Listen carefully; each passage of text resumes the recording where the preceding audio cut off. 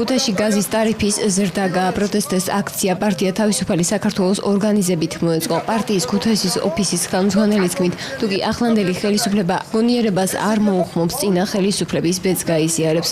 წულაიამ მთავრობას წინა საარჩევნო დაპირებაც შეახსენა და ამ დაპირების შესრულება მოთხოვა. შეგახსენებთ, რომ გაზის საფასურმა თბილისში 9 თეთრით მოიმატა, ხოლო რეგიონებში 2-დან 11 თეთრამდე გაძვირდა.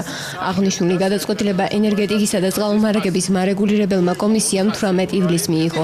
გადაწყვეტილება ძალაში 20 ივლისიდან შევიდა. 800 ოჯახს ყოველთვიურად გაზი ეჭრება 5 და 10 ლარის გადაუხდელობის გამო და საფასურის გადაუხდელობის გამო ეს ნიშნავს, რომ 800 გაიზარდოს 8000-მდე და 10000-მდე მათ ვერ ისწავლენ ისტორიის გაკვეთილები. მოუწევთ ისევე პოლიტიკურ სანაგვეზე წასვლა, როგორც მოუწია ნაციონალურ მოძრაობას. და ვაანონსებთ, რომ ვიწყებთ ხელმოწერების შეგროვებას ტარიფის კონიუს ზღვამდე მიყვანისათვის. ხელისუფლებას არაფერს არ მოუწოდებ, რაც არ უნდა მოუწოდე, ესენი არაფრის გამკეთებელი არიან. მე მოსახლეობას მოუწოდებ, რომ ახლოვდება არჩევნები და არც ერთი ხმა ქართულ ოცნებას და მის სატელიტურ პოლიტიკურ ორგანიზაციებს. გადარჩენა არის ხალხის ხელში, ხალხის ხელშია ძალა და თუ კიდე ხალხი მოვა და ქართულ ოცნებას, ნაციონალურ მოძრაობას და სატელიტებს, რომლებიც 25 წელიწადი ანგრევენ ქვეყანას, ამათ მიცემს ხმას, ეს ხალხი ამის ღირსი ყოფილი.